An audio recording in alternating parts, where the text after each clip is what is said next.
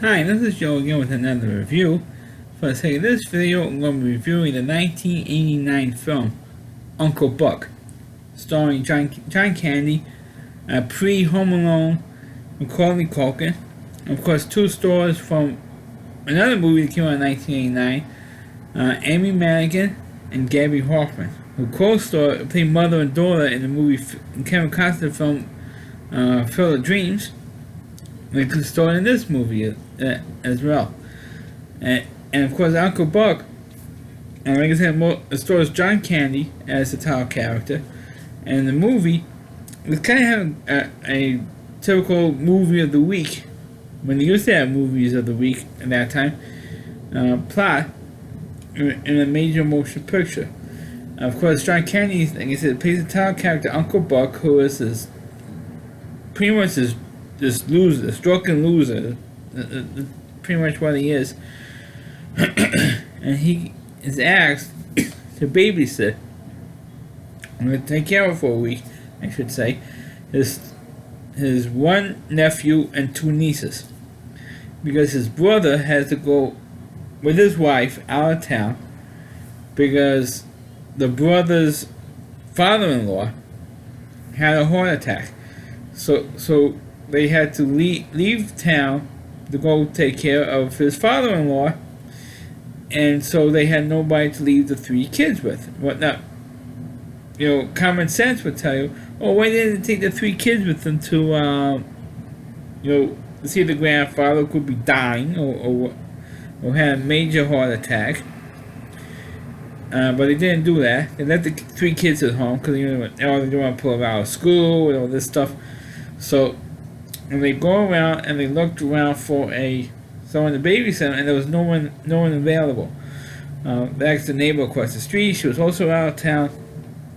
So they had no choice. So, why don't we ask my brother Buck? He was not doing anything. So they brought him in, and of course, pretty much the rest of the movie, until maybe the last 5 minutes, you never see the Buck's brother or sister-in-law again, to maybe towards the end of the movie, and then you have just John Candy with the three kids. Of course, one of them, like I mentioned earlier, happens to be Macaulay Culkin. I think this had to be like this first movie, or maybe even a second movie. Well, it's before he did Home Alone, which will come out. Home Alone will come out the next year, 1990. So this was a pre-Home Alone Macaulay Culkin, and he was just as annoying in that movie as he is in everything else he did after this film. Because Home Alone was one of the most overrated movies there ever was. I think the only thing that anybody really got a kick out of was how he booby-trapped the house in Home Alone. But here in this movie, he does say a curse word in this movie. I should point this out.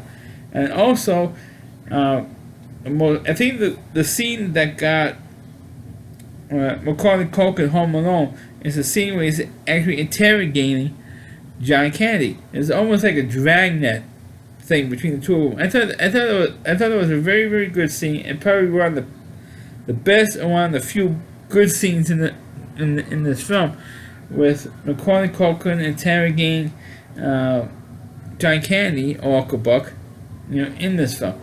I think because of that scene, Macaulay Culkin got Home Alone. There's no question about it. And John Hughes, who wrote and directed this movie, I think he was also involved with writing Home Alone as well.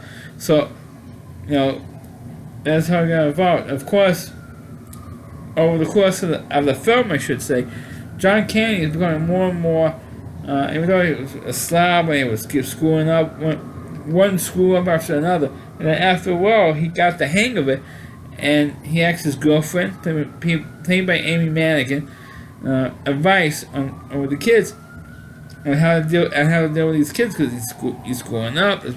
This one's out pouring with her boyfriend, her loser boyfriend, or the oldest daughter, and he keeps messing up in the house. So what should he do? And so she eventually comes around and helps him out, because she's ticked off at him because he's not committed to anything.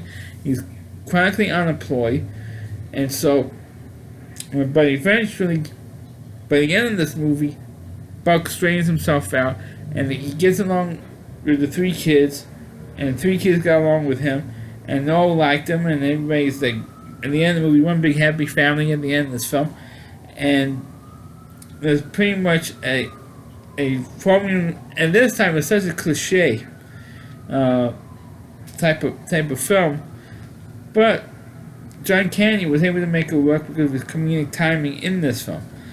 And of course, I should also point out not so much what happened in the film, what happened after this film came out. This film was like a mild success in 1989, despite the fact that you had major blockbusters that came out that year. And it was also 1989 was also the year, other than the Batman film, the original Tim Burton Batman film came out in 1989. Other than that one, 1989 was like the year of the sequel, because you had Ghostbusters 2, you had Indiana Jones 3, you had Lethal Weapon 2 also came out that year.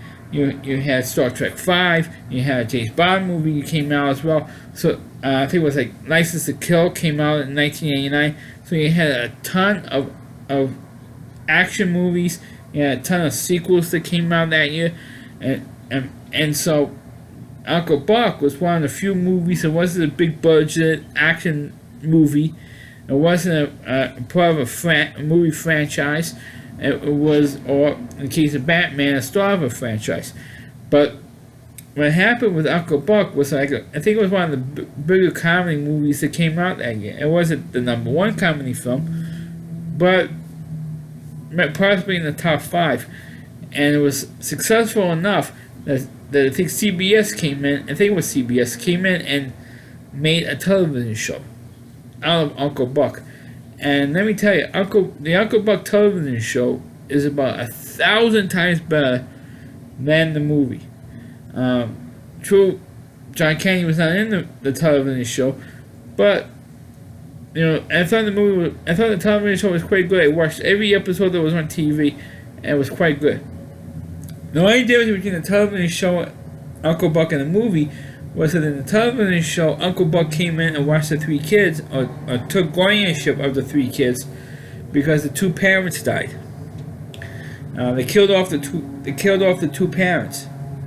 That was in from the movie, from the television show. I mean, other than that plot point, the show was pretty much the same as the movie, but I thought the television show was a little bit better because Uncle Buck now officially has guardianship of the three kids. And also, what was also made it better was that Audrey Mellows, from Alice from the Honeymooners, played the grandmother of the three kids, and she was always challenging Uncle Buck that he should have been the one who received guardianship with the three kids and all that stuff. So you had that, that dynamic between the two of them. But the show was, it was one of the few times that the television show was better than the movie. Usually at that time in television history, you had television shows that was based on a movie, like Working Girl. You had a Dirty Dancing TV show. You also had a show based on League of Their Own. All of them were pretty much flops. And Uncle Buck didn't last that long either. Maybe lasted a year or two. Not a very long time. But I remember the television show when they did this movie. Even though I do recommend the movie, I know I hate myself for watching this film, but the Uncle Buck TV show is better than the movie is. And not knocking John Candy or anything else, but because the only reason why I like the television show more is because #1, I think it is better, and that's one. And 2, Macaulay Culkin was on the television show, so that's what makes it better for me. So that's my review of the movie Uncle Buck. Please click on the video, please rate it, please subscribe to my channel, please forward this video onto your Facebook pages, and check out all my reviews and all my YouTube channel by rallyc.com, so WDY.com, it's a homepage and a rally reviewer, Chris Lee Moore, and please check out all of his reviews on his website. Thanks for watching, and catch you next time.